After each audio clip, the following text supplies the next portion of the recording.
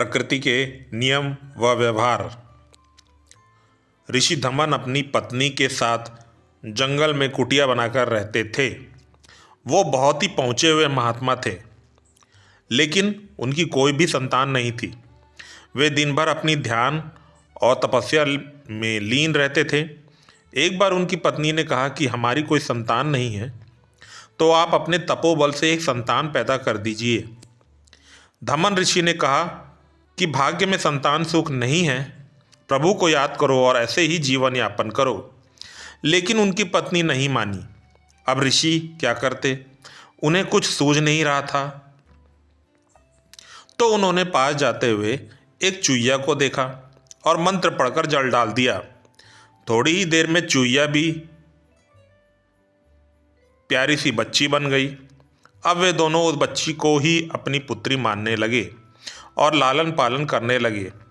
वह धीरे धीरे बड़ी होने लगी, किंतु वह कच्चे अनाज ज़्यादा पसंद करती थी और खाती कम, बर्बाद ज़्यादा करती थी। किसी भी चीज़ को दिन रात कुतरती रहती थी और हमेशा इधर उधर फुदकती रहती थी। ऋषि और उसकी पत्नी पुत्री की हरकतों से परेशान रहते थे। दिन गुजरते गया। ऋषि की पत्नी ने कहा कि हमें अब अपनी पुत्री का विवाह अच्छा सा वर देख कर देना चाहिए। ऋषि बड़े बड़े राजा, सम्राट, देवताओं को अपनी पुत्री को दिखाया, लेकिन उसकी पुत्री को कोई पसंद नहीं आया। अब ऋषि धमन बहुत परेशान रहने लगे। एक दिन ऋषि की पुत्री को एक मोटा चूहा दिखा जो उनके घर में छुप के अनाज खा रहा था। तो ऋषि पुत्री तुरंत अपने पिता को कहती है कि पिताजी, इस चूहा से मुझे प्रेम हो गया है, आप मेरा विवाह इस चूहा से कर दीजिए।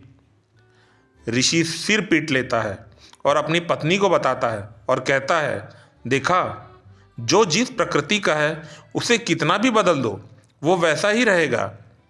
अब वह अपनी पुत्री को चूहिया बना देता है और उसका विवाह उस चूहे के साथ कर देता है।